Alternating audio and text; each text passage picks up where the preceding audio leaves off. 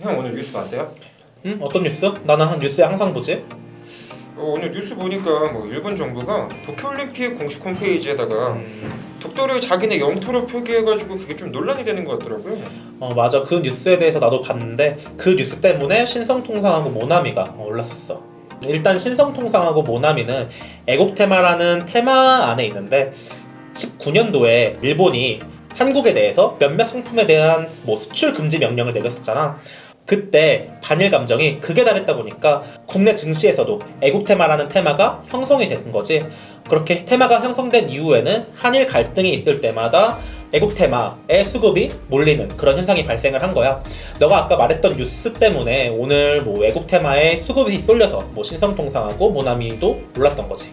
근데 모나미랑 신성통상 걔네가 왜 애국 테마예요? 너 노제팬이라고 기억나니? 네. 우리가 가장 쉽게 할 수 있었던 행동들이 일본산 제품을 쓰지 않는 거겠지. 일본산 필기구들, 일본산 의류 제품들을 쓰지 않다 보면은 모나미나 신성통상 같은 그런 국내 기업들의 매출이 자연스럽게 성장할 것이다 라는 기대감에 애국 테마로 형성이 된 거지. 우리나라랑 일본이랑은 그렇다 치더라도 뭐 다른 나라의 갈등으로 인해서 영향을 받는 건 없어요?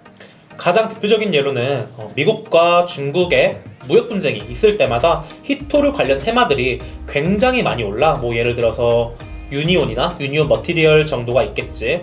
이거에 대해서 좀 이해를 하려면은 히토류에 관한 이해가 필요해. 너 히토류가 뭔지 아니? 히토류는 잘 모르겠어요. 히토류는 열과 전기가 잘 통하는 그런 물질인데 반도체나 2차 전지를 만들 때 필수적으로 필요한 그런 물질이야. 근데 이제 세계 공급망의 97%를 중국이 차지하다 보니 미국과 중국의 무역 분쟁이 발생할 때마다 중국이 전략적인 카드로서 항상 꺼내는 카드이기도 한 거지. 그러다 보니 미국과 중국의 무역 분쟁이 있을 때마다 우리나라 증시에서도 히토류 관련된 테마들이 오르는 거겠지. 그런데 중국은 다른 나라랑도 분쟁이 많잖아요. 그치. 중국 같은 경우는 인도랑도 또 많이 싸우는 나라이지. 인도 같은 경우는 예전에 영국령일 때 영국이 정해준 국경을 아직까지도 사용을 해오고 있고, 중국 같은 경우는 50년대 티베트를 무단 점거를 했잖아. 그래서 두 나라 간의 국경이 굉장히 애매해지는 상황이 된 거야. 그러다 보니 자연스럽게 국경 분쟁이 일어날 수밖에 없고 아직까지도 지속이 되어 오고 있고, 인도 내에는 반중 정서가 굉장히 심화가 되면서 지금은 거의 극에 달해 있는 그런 상태인 거지. 인도와 중국의 국경 분쟁에 따른 테마는 따로 형성이 되어 있지는 않지만 그거에 따른 수혜를 볼 수 있는 종목들을 몇 가지 꼽을 수가 있어.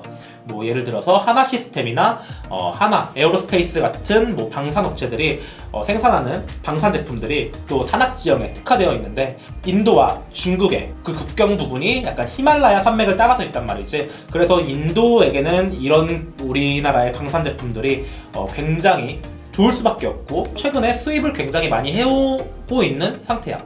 또 하나, 인도 내 스마트폰 시장 점유율이 62%가 중국 제품인데, 반중 정서가 되게 심화가 되면서 스마트폰 시장이 우리나라 삼성전자 저가폰으로 넘어오지 않을까라는 기대감에 이렌텍 같은 스마트폰 관련 테마들이 수혜를 보지 않을까 싶어. 근데 또 최근에는 호주랑도 많이 싸우지 않아요, 중국이? 그치, 호주랑도 최근에 많이 싸우지.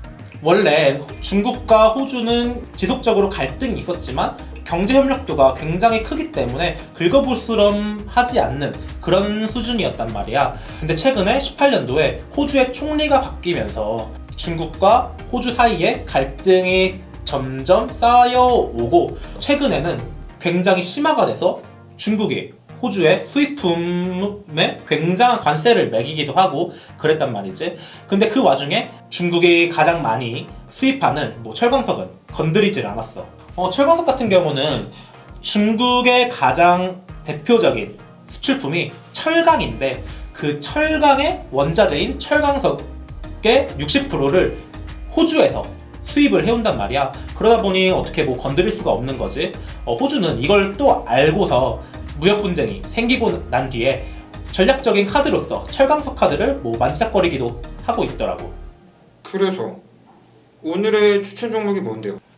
그래서 오늘의 추천 종목은 방금 말했던 이유와 같은데, 중국과 호주의 갈등이 심해지면 심해졌지 덜해지지는 않을 거라고 생각을 해. 최근에 물론 인플레이션 때문에 원자재 값이 많이 상승을 해서 철강석 관련주들이 많이 올랐지만 호주 중국 무역 분쟁 테마주로서 미리 매수를 해놓으면 좋다라고 판단되는 그런 종목을 추천할 거야. 그래서 오늘의 추천주는 현대 BNG 스틸이야.